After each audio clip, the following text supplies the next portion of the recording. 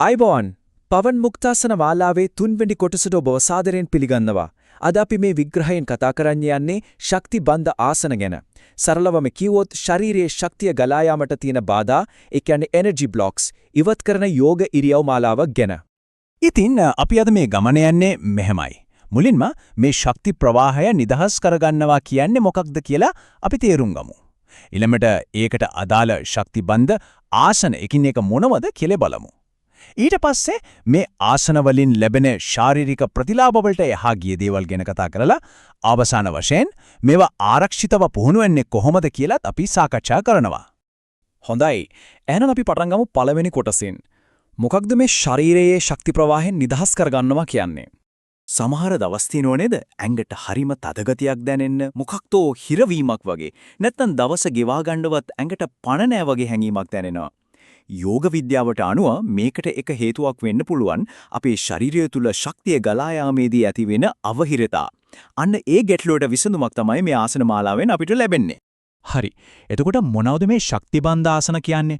හිතන්නකෝ වතුර බටයක් තැනින් තැන හිර වෙලා කියලා. එතකොට වතුර ගලාගෙන යන්නේ හරිම අමාරුවෙන්. අපේ ශරීරයේ ශක්ති ප්‍රවාහයත් ඒ වගේ තමයි. ස්නායු සහ මාංශපේශී අතර ඇතිවෙන පොඩි පොඩි ගැට නිසා මේ ශක්තිය හිර වෙනවා. අන්නේ ගැට ලිහිල් කරලා ශක්තියට කිසිම බාධාවකින් තොරව ගලාගෙන යන්න සලස්වන එක තමයි මේ ආසන මාලාවේ මූලිකම අරමුණ. හොඳයි. එහෙනම් අපි දැන් බලමු මේ ශක්තිය අවහිරතාව ඉවත් කරන නිශ්චිත ආසන 9 මොනවද කියලා. අපේ පළවෙනි ආසනය තමයි රජ්ජු කර්ෂණාසනය. ඒ කියන්නේ ලණුවක් ඇදීම. හිතින් මවා ගන්න අහසේ ඉඳන් එල්ලෙන ශක්තිමත් ලණුවක් මාරුවෙන් මාරුවට අද්දකින් පහළට අදිනවා කියලා. මේ චලනය විශේෂයෙන්ම අපේ උරහිස් සහ පිටේ උඩ කොටසේ තියෙන තදගතිය නැති කරලා දාන්න හරිම ප්‍රයෝජනවත්. දෙවෙනි ආසනය ගත්‍යාත්මක මේරු වක්‍රාසනය. ඒ කියන්නේ කුඳුවට පෙළට දෙන ගති කැඹරීමක්. මේකෙන් වෙන්නේ මුළු කුඳුවට පෙළටම හරිම මෘදු සම්බාහනයක් ලැබෙනවා වගේ දෙයක්. පිටේ මාංශපේශී ලිහිල් වෙලා නම්‍යශීලී බව වැඩි වෙනවා. විශේෂයෙන්ම දවසම එකතැන ඉඳගෙන වැඩ කරන කෙනෙක්ට මේකෙන් ලොකු සහනයක් දැනේවි. තුන්වෙනියට චක්කී චලනාසනය, නමෙන්ම කියවෙනා වගේ මෝල් ගල කරකවෙවීම. ඉස්සර කාලේ ධාන්‍ය අබරන මෝල් ගල කරකවනවා වගේ රවුම් චලනයක් තමයි මේකෙදී අපි කරන්නේ. මේ ව්‍යායාමය අපේ ශ්‍රෝණි සහ උදර ප්‍රදේශයේ මාංශ පේශී ශක්තිමත් කරලා ඒ හරියේ ශක්ති ගමනාගමනය ක්‍රමවත් කරනවා.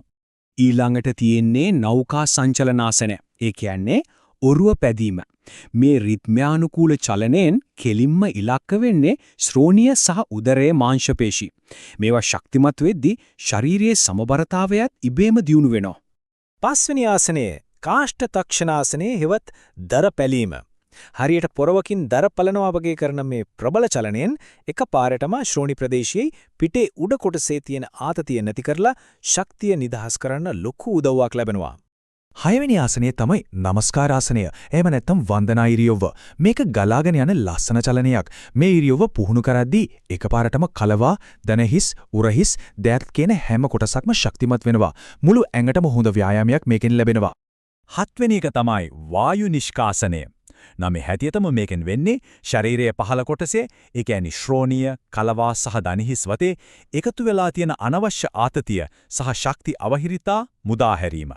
ඔන්න මේකනම් ටිකක් වෙනස් සුවිශේෂී ඉරියව්වක්. කව්ව චාලාසනය නැත්නම් කපුටු ගමන. මේ ඉරියව්ව පුහුණු කරන එකෙන් මලබද්ධය වගේ ජීර්ණ පද්ධතියේ ගැටලු වලට සහනයක් ලැබෙනවා වගේම දණහිස් සහ කලවා ශක්තිමත් කරන්නත් උදව් වෙනවා. හොඳයි. මේ ආසන මාලාවේ අවසාන ඉරියව්ව තමයි උදරාකර්ෂණාසනය. මේකෙන් උදරයේ තියෙන අභ්‍යන්තර අවයව වලට මෘදු සම්බාහනයක් වෙලා සම්පූර්ණ උදර ප්‍රදේශයටම හොඳ ව්‍යායාමයක් ලැබෙනවා. හරි. අපි දැන් තනි ආසන ගැන කතා කළානේ.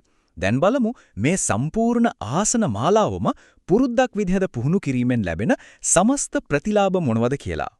මේ ආසන මාලාවේ නියම වටිනාකම තියෙන්නේ මේ සමස්ත ප්‍රතිලාභ එකතු වුණාමයි. බලන්න මුලින්ම කොඳුයට පෙළේ ශක්තිය අවහිරතා ඉවත් වෙනවා. ඒකෙන්ම ශරීරයට නව ජීවයක් ලැබෙනවා. ඒ විතරක් නෙවෙයි. පෙනහළු සහ හෘදය සක්‍රිය වෙලා ශ්වසන සහ රුධිර සංචරණ පද්ධතිවලට ලොකු සහායක් ලැබෙනවා. අනික් අතට අන්තරාසරක පද්ධතියේ ක්‍රියාකාරීත්වය වැඩි දියුණු වෙලා හෝමෝන සමබරතාවය ඇති වෙනවා. විශේෂයෙන්ම කාන්තාවන්ට ශ්‍රෝණි අවයව තානය කරන්න, ඔසප්වීමේ ගැටලු වලට සහ ගර්භණී සමයෙන් පස්සේ මාංශපේශී නැවත ශක්තිමත් කරගන්නත් මේ ආසන මාලාව ගොඩක් උපකාරී වෙනවා. මේ ආසන මාලාවේ බලපෑම ගැන මූලාශ්‍රවල හරි අපූර්ව දෙයක් සඳහන් වෙනවා. ඒ තමයි දිනපතා පුහුණුව මගින් සම්පූර්ණ මනෝකායික ව්‍යුහයටම ගැඹුරු විවේකයක් සහ තානයක් ගෙනිය කියන එක. ඒ කියන්නේ මේක ශරීරයට විතරක් නෙමෙයි මනසටත් ලැබෙන සුවයක්. හරි. දැන් අපි එනවා මේ විග්‍රහයේ අවසාන ඊ වගේම ඉතාමත්ම වැදගත් කොටසට.